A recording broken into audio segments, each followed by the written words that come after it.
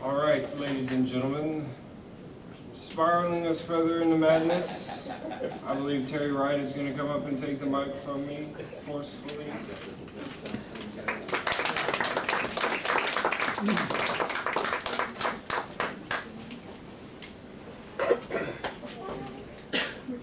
As if you need a microphone.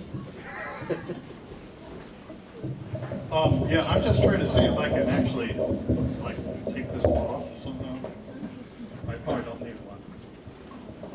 One of the first things I do whenever I read is I like to check out the room somehow. Hang on, I want to. Is there a way I could take this out and move it out there? This room is not exactly intimate, is it?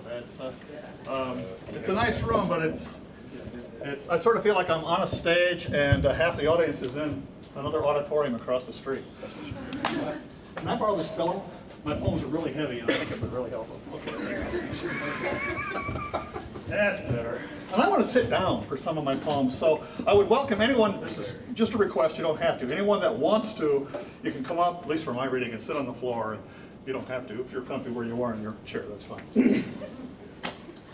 And I'm going to use the mic, but yeah, come on up. That'd be great. Thank you so much. I'm going to use the mic, but I'm loud, and so I'm going to try to modulate it as we go here. First I want to say thanks. I'm really happy to be here for both the Vortex as well as for the food drive, and it's really nice to be in such good company with all of the student writers and artists and my academic colleagues from across the disciplines in both in terms of scholarship, creative activity, and music. So it's nice. I'm going to start tonight reading a couple of poems from a chapbook of mine called Graphs. Just came out a couple of months ago.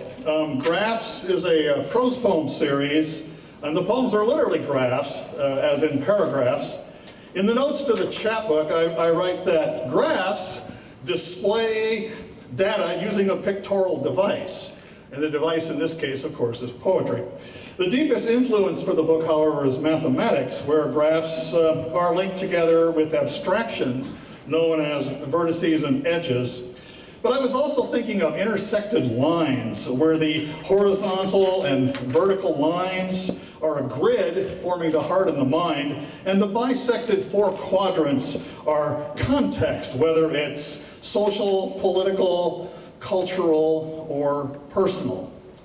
The video narrative that plays out in the first poem I'm going to read of the woman who's injured and carried off appeared one night on a muted television while I was cooking chili, which I suppose somewhat explains the cooking imagery in the poem.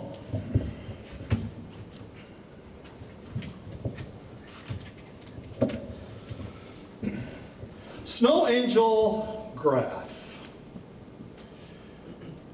You've been busy, I know, making salads, baking cakes and cookies. So the snipers, a distraction. The cleansing's a commercial. Stand at your kitchen island and insert an image here. A crumpled mother with scarf and scuffed shoes drifts in. She falls just shy of the supermarket's safe haven. I see her spread out like impulse items in the express line.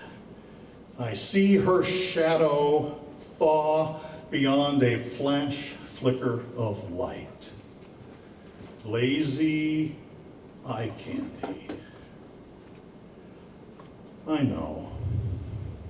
Look away for an instant to toss or frost, and Sarajevo's gone, I guess. Another missing person Hiroshima stain seen near ground zero. But no, she's dragged off by the wrists, by ducking strangers, and dropped off in one of the many stiff rows in the snow at a plaza morgue. Her children are polite, mute cherubim. Her slim, dead-weight arms settle, forming twin fans at her sides. The falling flakes shellac her clothes white. She cools, becoming the image of a mound, and glows transparent as the feed fades. The border's a click away, and supper's getting cold. That 3-minute egg inside is taking too long. I know. It's a fading winter sun. It's a milky dot locust on a black screen. It's a miscarriage, making nothing.